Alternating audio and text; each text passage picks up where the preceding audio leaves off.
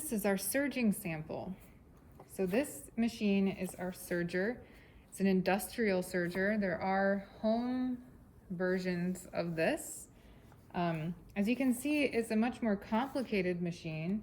You can use 3 or 4 spools of thread, and you have to thread it through all of this.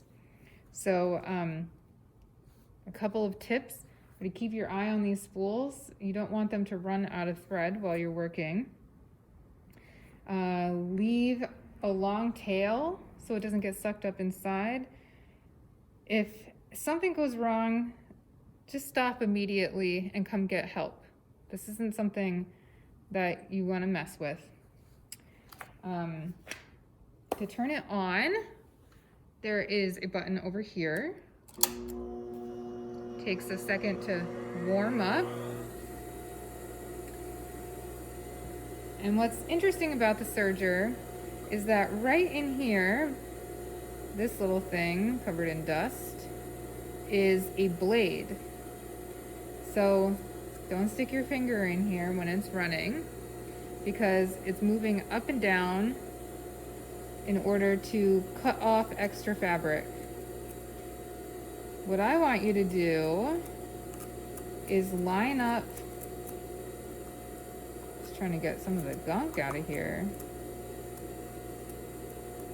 Lots of dust. My little brush.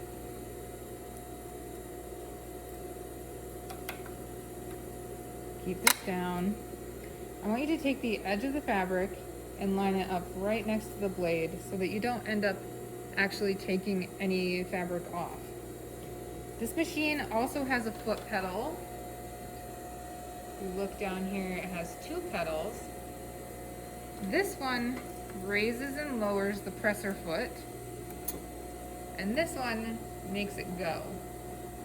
So make sure you know which one your foot is on before you start working.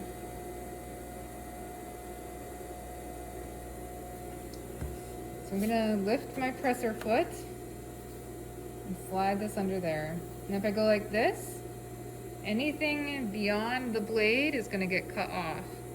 But if I have the edge of the blade lined up basically with the edge of this plate right here, I'll be okay.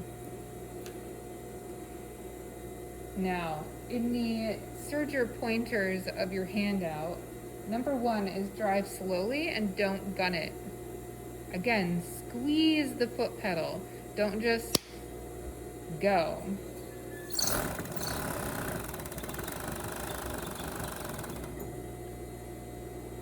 Now,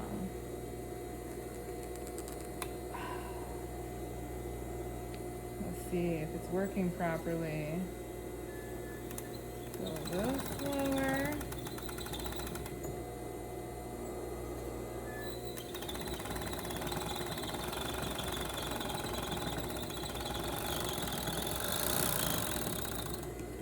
And it should create this overlocking edge.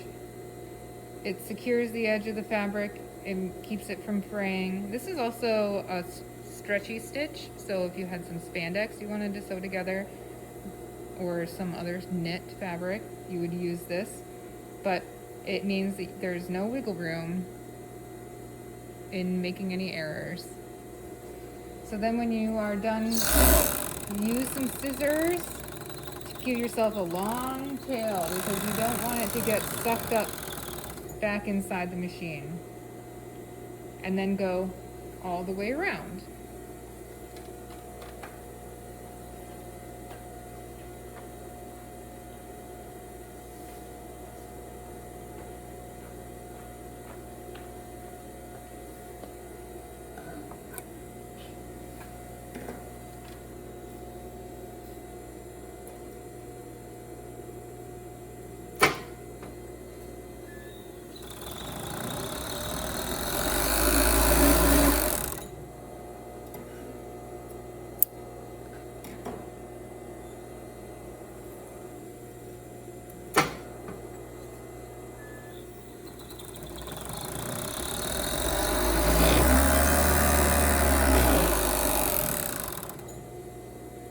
If you get out of control like that, get your project out of the way.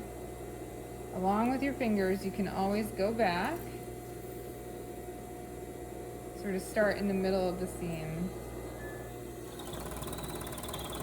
Go slow, control the edge.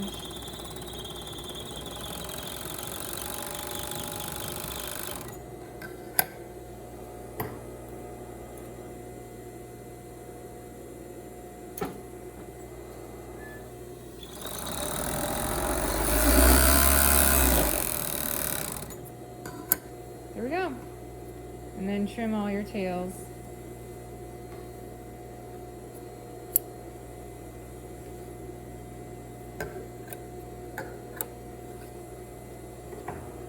And that's your serger sample.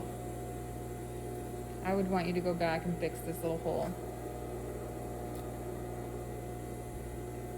And make sure to turn the machine off.